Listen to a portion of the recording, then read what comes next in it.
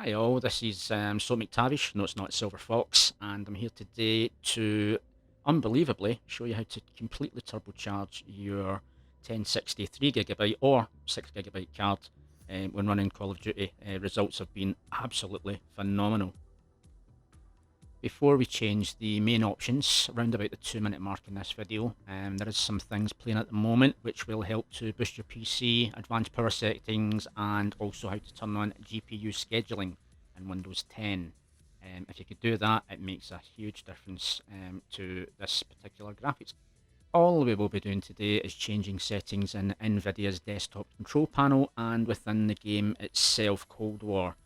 This is based on an i7 9700K, 8 gig of RAM, and the 1060 3GB graphics card.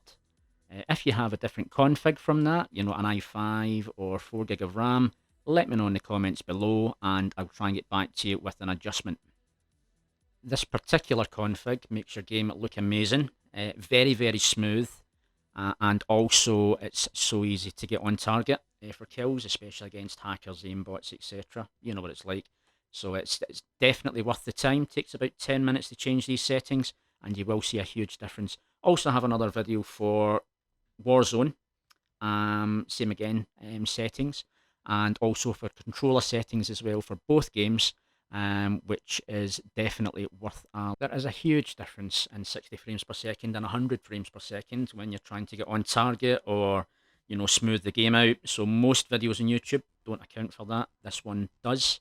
This is specifically tuned for the 1060. So bear with it, give it a go, and let me know how you get on. So first off, let's run the game in the background and then open up Nvidia's desktop app. Just Alt-Tab.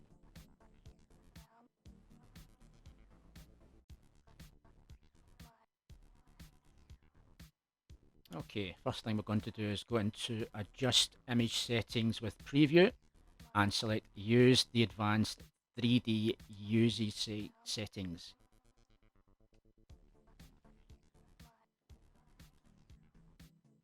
Next up, we're going to go to Physics and change to CPU.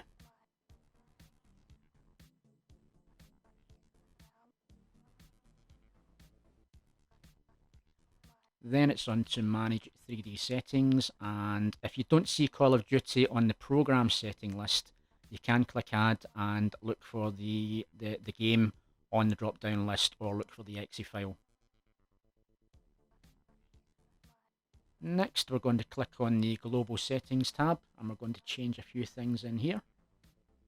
Illusion off, anisotropic filtering 8 times.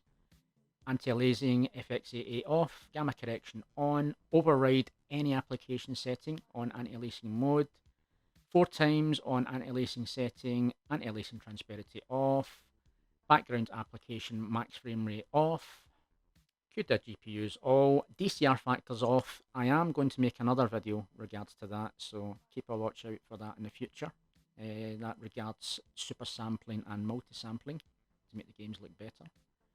Low latency mode is off, max frame rate is off, MFAA is off, OpenGL rendering is auto select, power management mode is optimal power, refresh rate is application controlled, shader cache is on, text sample optimization is off, negative load BIOS we are going to clamp that, and another important option. Texture filtering quality will be quality. Trilinear optimization off. Threaded optimization auto. Triple buffering off. Vertical sync will use the 3D application setting, e.g. Call of Duty. And virtual reality pre-rendered frames is 1. So yeah, check all those settings, make sure they're all the same. Now on the program settings tab, make sure Call of Duty Cold War is selected. Image sharpening off, ambient occlusion not supported, anisotropic filtering should be 4 times, gamma correction, use global setting, anti-aliasing mode, override any application setting, anti-aliasing setting will be 8 times, transparency will also be 8 times, which is super sample. Background application, max frame rate is off, use global setting. CUDA GPUs, use global setting. It should say all beside it. Low latency mode, ultra.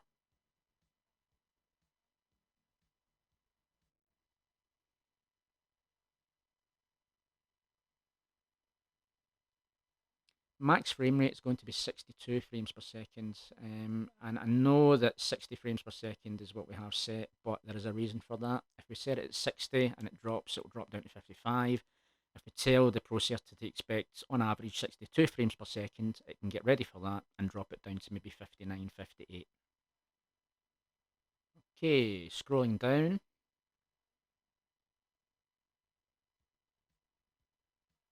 Multi-frame sampled AA on, GeForce 3GB card selected, power management mode, use global settings, optimal power, preferred refresh rate, application controlled, shader cache, use global setting on, texture filtering, anisotropic sample optimization off, negative load bias, we're going to clamp, texture filtering is to be set to quality.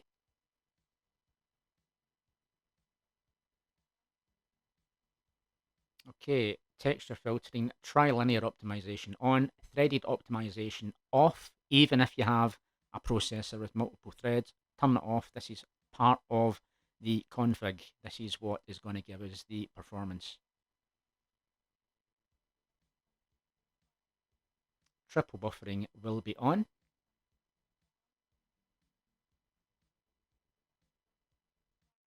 Okay, click apply those settings, and we are halfway there. And boot up the game. Okay, into graphic options, and we need to unlock that display resolution of 1680. So back up to the top, display modes, full screen, which will then let you change the display resolution to 1680 times 1050, 1050. Back up again once that's done, change to windowed full screen, which will then lock the resolution. Now to change the rest of the options, refresh rate 60, gameplay VSync enabled, menu VSync enabled. Nvidia Reflex low latency should also be enabled and boosted. So make sure that is set. The render resolution, we are going to take down to 78. That's right, 78, 1504 times 848. The windows will then stretch the screen. This is probably the most important step. If you have a lesser processor, an i5, take that down a couple of steps. If you have a 6 gig 1060, put up to about 85, 86, thereabouts. Shouldn't make too much of a bottleneck on the processor. So back down here, aspect ratio automatic.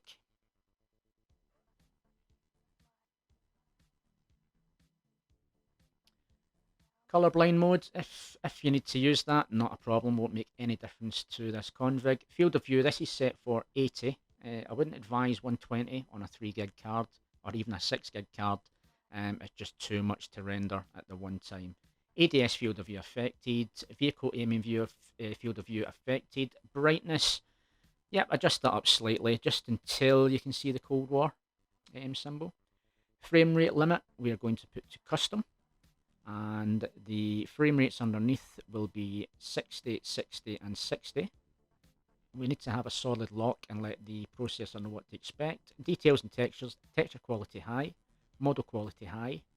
I do have the HD game textures installed, but it's not needed here. 4K interface textures disabled. Special effects quality high. Screen space reflection low. Object view distance high. Water tessellation disabled. If you want to look at water, go and play Skyrim. Volumetric lighting high. Dynamic shadows are all. Shadow quality is high. Special effects shadows enabled. Weapon shadow enabled. Anti-aliasing quality ultra. Ambient occlusion quality ultra. Motion blur disabled. Motion blur quality low. Subsurface scattering enabled. All of those settings have to be on what has been selected. Order independence transparency is very, very important. That has to be in high. This is what's going to trick the computer into making the game look better for us through the graphics card. VRAM usage target should be 90%. Display gamma should be on the computer's default RGB. Now, the global settings that we changed on the Nvidia panel do affect other applications, usually for the better. So have a play around, again, go into your applications graphic settings and look for similar options to what you see on Cold War, and try and get the same sort of pairing going between the Nvidia desktop and the options in the graphic settings. You can always change them back and change them forward again for Call of Duty whenever you like. So if it does affect another application, don't worry, just change it back. And then if you're going to play Call of Duty for a long period again, then rechange the settings. Doesn't take too long once you know what they are.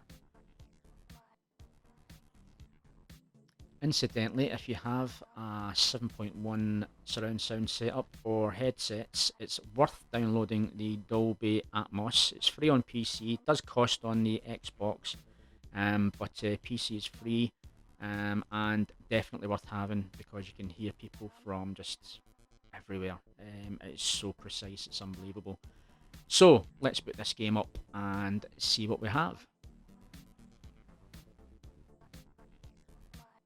The idea of this config is to make everything smooth for shooting, because you probably realised that when there's a lot going on, sometimes when there isn't, when you go to shoot someone, you overswing, and by the time you move back, that person has killed you. That's down to your frame rate. I mean, if you look at someone that's using an RTX 3070 and then someone that's using a 1060, you can see the difference in speed and smoothness, and that transfers to the game.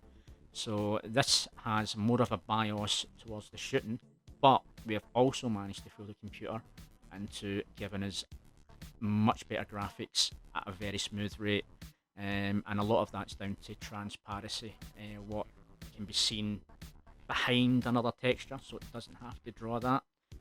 What we've basically done is put everything onto the one thread, so the graphics card is talking to the processor. The processor knows what to expect because we've told it so.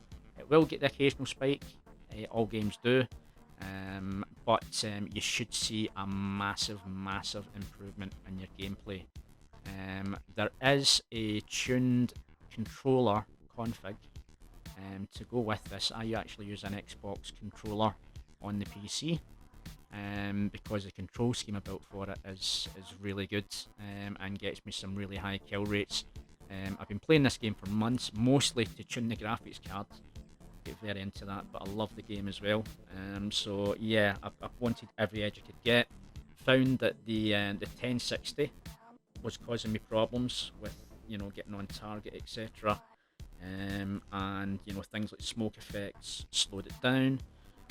So yeah, I really wanted to get that locked down and find out how I could make the game playable. And now Prestige Master 500. So yeah, it's worked well for me, especially in the last month or so. Got most of the main tuning done, and it's made a huge difference in this game. I mean, looking at the graphics now, don't know how it looks on the YouTube video through compression, and obviously compressing the video initially on recording, but it should be very smooth for you. Even when you spin around, the texture should look high, like on that poster there. Everything should look absolutely solid, and you should see definition on the characters that you are going up against. So if somebody's standing against something, they should stand out, there should be depth, and that's something that's really lacking on the base settings for Call of Duty Cold War on the 1060. It's the lack of depth. It's very hard to pick things out. Anti-aliasing should be a lot smoother on this, and you should find that getting kills now is so much easier. You probably will need to adjust your controls. Like I say, I would advise you to have a look at the control system that I've worked out for it.